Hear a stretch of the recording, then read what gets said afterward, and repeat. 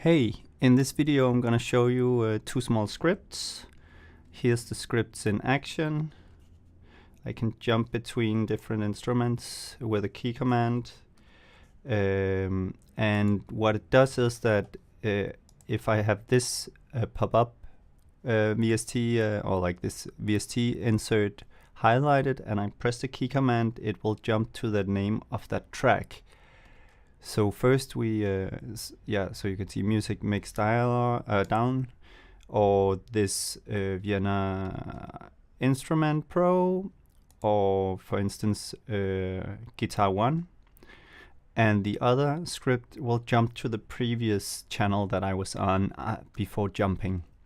So let's say I'm working on this track here, and I'm doing stuff on my stereo mix down, but I kind of want to add another plugin. Let me take up the channels settings. Then I'll select here, click my key command. Now you can see I'm on my music mix down, and I can add a new track, and I can go back to that previously selected track. So really handy. Let me just go through the script real quickly. So first I find the focused window title, which here would be music mix down, blah blah, insert, or down here it would be 0, 1, and then the name of the track. So after finding that title, I check that either it contains this text, which is equal to when it's an insert on an instrument track or on a track. So any of these will have that in its title. And after that, so it's either that or the title will start with a number. And that's because any plugin in Cubase will start with a number, and it's the only plugins that starts with a number. And then after that, I raise Cubase. Well, let me just walk through the script. I make Cubase go in front. The reason why I don't use the built-in command, let me just show you this, like app activate main window. The reason why I don't use that and use this is because whenever it's if these are not always on top, there's for some reason Cubase doesn't know that the main window is your Cubase Pro project. So in order to make it work in both instances, whether these are always on top or not, I use this one. And then I check if the channel setting is open.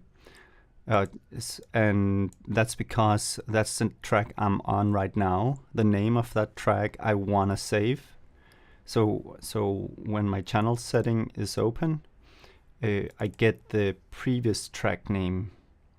So I get the title of the track, and after that I'm cleaning up the name.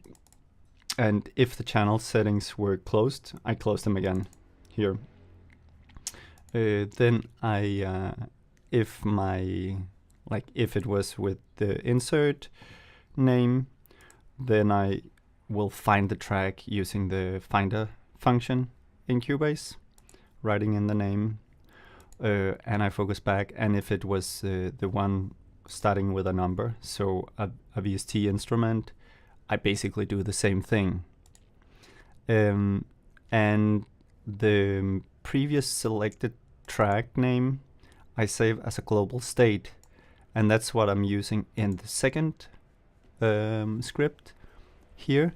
So when I call this script, I get, like, first I raise Cubase Pro, and then I use the find track channel, and then I use the last saved value, which was the global state. Let me just show it in action again. So jumping to this one, or jumping back to the previous selected one. I can go down to this one, I could select this one. So you could basically navigate through your session, and I think it's handy in terms of adding new plugins and that stuff.